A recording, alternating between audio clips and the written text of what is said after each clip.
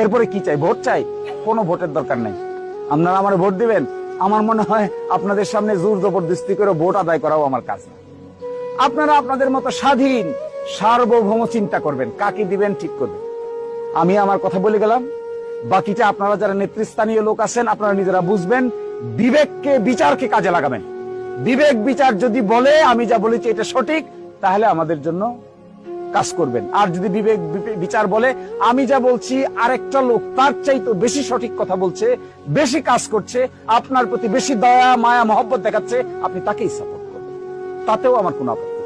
আমি এত ছোট মনের লোক না যে আরেকজনকে গালিগালাজ করে বা আরেকজনকে হেয় প্রতিপন্ন করে আমি বড় হতে চাই। এটা আমার কাজ না, এটা কোনোদিনই আমি হইতে চাইবো না। আমার যদি কোনো ইজ্জত না থাকে, কোনো সম্মানও না থাকে, আরেকজনের ইজ্জতের বিনিময়ে আমার ইজ্জত বাড়ানোর কোনো দরকার আমার নেই।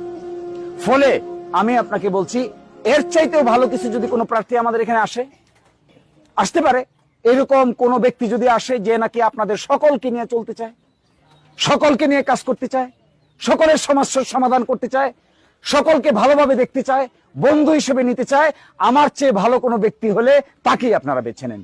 দেখবেন আমি আপনাদের কোনোদিন কোনো কালে আপনাদের দুয়ারে এসে বলবো না যে আমার চাইতে ভালো ব্যক্তি আসা সত্ত্বেও আপনি আমাকে পছন্দ করেন। এটা আমি কোনোদিন বলতে আসবো না।